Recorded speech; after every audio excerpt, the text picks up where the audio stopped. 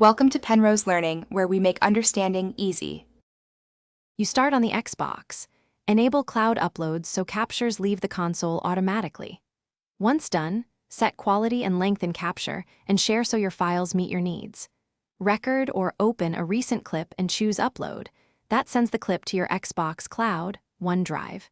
You do this first to avoid manual transfers later, and it guarantees your clip appears in the same Microsoft account accessible from your PC.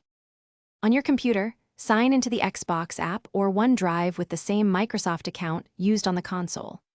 Once signed in, open Captures in the Xbox app or navigate to the OneDrive Pictures/Video folder where Xbox stores uploads. Then select the clips you want and choose Download or Save as to place them into a local folder.